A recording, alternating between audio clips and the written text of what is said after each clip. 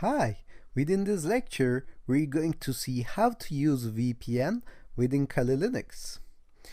As you might remember, we changed our DNS server within the previous lecture, and before we go on and use the VPN, we have to disable something called WebRTC.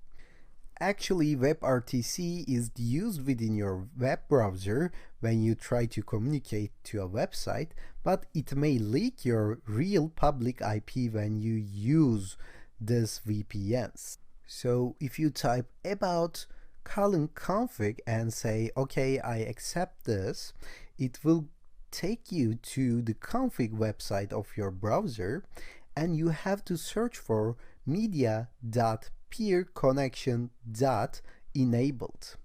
As you can see, the value is true right now. If you double click on it, it will be false. And we want it to be false. This way we can disable the WebRTC.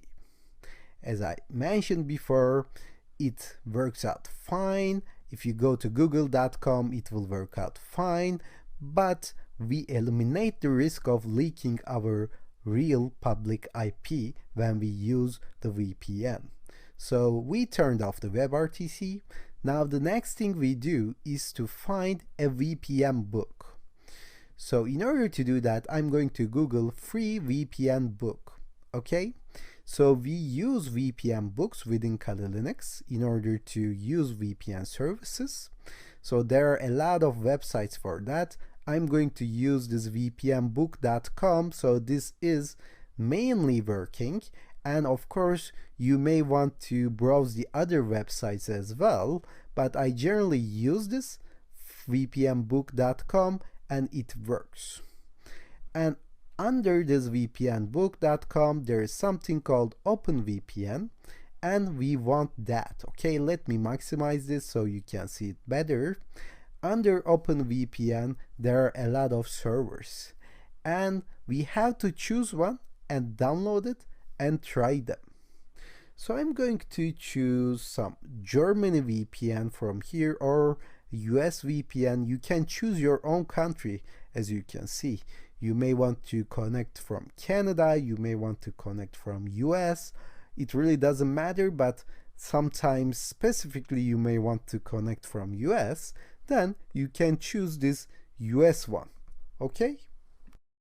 And of course they don't always work, so you may want to try another one if they don't.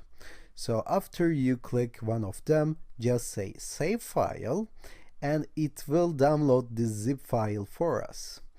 It's a very small file, 9 kilobytes, so it will be downloaded instantly. So let me close this down and let me go back to my downloads folder. Okay, of course we can do it from terminal, right? I can go to downloads by typing cd downloads, and if I say ls, then I will see the zip file. I can use unzip command to unzip this VPN book. If I type VPN and hit tab, it will autocomplete for me, and if I hit enter, it will just unzip it for me. If you type ls, you will see the contents of this file. And we have some files with OVPN extensions, and these are the OpenVPN books that I was talking about. As you can see, we have 4 of them in which zip. So these are the TCP and UDP connections. These are just the protocols that we will later on in this course learn what they are all about. But they are different protocols, but they do the same thing. They connect to the internet. And you can try any of them whenever you want. Okay, you can try the TCP, you can try the UDP, it doesn't matter. And in order to try this, you have to type OpenVPN and VPN book name. Okay, so in my example, I'm going to try this VPN book US1 TCP 443 OVPN. And of course, you have to spell that out correctly. After you hit enter, it will ask you for a username and a password. And I wish I didn't close the website, but I believe we can find it one more time.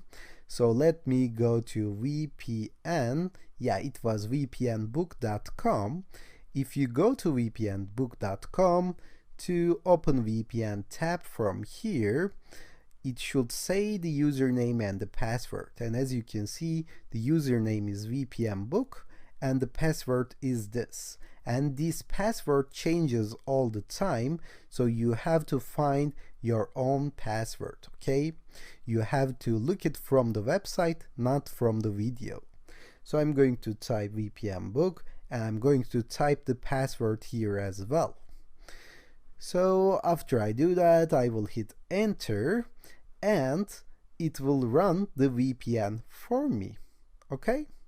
So if it fails, then you have to check the password, and if it's really connected and if it's not working, then you have to try the other TCP and UDP VPN books that you have downloaded, and if it doesn't work as well, then you have to find another VPN book from the same website and from the other websites. So let me test this connection by going google.com. Of course, it would be slower than your original connection, but as you can see now it works. Now let me test and see if it really changed my public IP address. Best way to do that is to type what is my IP to Google. If you type what is my IP and hit enter, it will show you your current public IP. As you can see, I have this 198.168.622.04, and this is not my original public IP, so it's really changed. In order to confirm that, I'm going to search for some test, and it's called DNS leakage test, okay? DNS leakage test. So if you search for it, there is a website called dnsleaktest.com. Of course, there are other websites as well. You can try all of them. If you go to this dnsleaktest.com, it will show you your current location and your public IP. I'm not in the United States right now and I don't have this public IP. So this VPN really works for me right now. And I changed my DNS. Now I'm completely anonymous. But bear in mind that there is no thing such as 100% anonymity. And I accidentally closed this website, so let me open it one more time. Okay, so as I was saying, there is no guarantee that you won't be found in the internet. So don't trust your VPN or DNS. The officials, when you commit a crime, can track you down anyway, okay? So whether you use very good VPNs, whether you use very hidden DNS servers, it really doesn't matter. Don't try to do something unethical, okay? So this is an ethical hacking course. And if you click on standard test or extended test here, it shows you whether your real public IP will occur or not, whether it's leaking or not. But I believe this is good to go right now, so I'm not gonna do that. You can do it on your own.